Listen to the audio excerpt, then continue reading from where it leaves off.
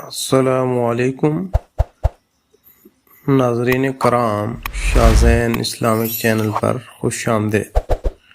ناظرین، میرے چینل کو سبسکرائب کریں تاکہ ہر نئے آنے والی ویڈیو آپ تک بآسانی پہنچ سکے۔ سورۃ کوثر کا مجرب وظیفہ، یہ ایک چھوٹا اور مختصر سا وظیفہ ہے۔ یہ وظیفہ آپ نے صرف 3 دن کرنا ہے۔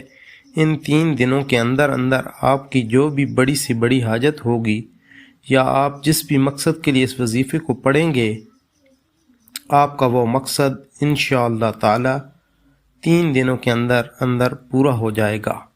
ہاں، آپ کا کوئی بھی مقصد ہو اور آپ کی حاجت جتنی بڑی مرضی ہو اور آپ کی پریشانی کوئی بھی ہو، آپ جس بھی مقصد کے لیے اس وظیفے کو پڑھیں گے، آپ کا وہ مقصد انشاءاللہ تعالی 3 دنوں کے اندر پورا ہو جائے گا۔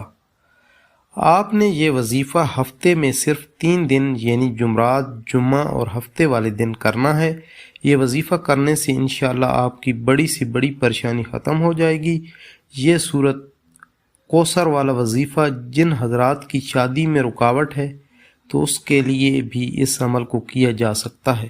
انشاءاللہ ان کی جو بھی رکاوٹ ہوگی اس عمل سے ختم ہو جائے گی۔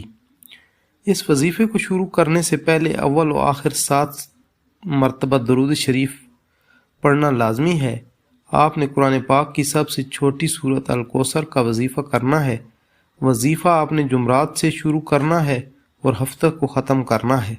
آپ نے جمعرات کے دن نماز فجر کے بعد اس سورت کو 129 دفعہ پڑھ لینا ہے۔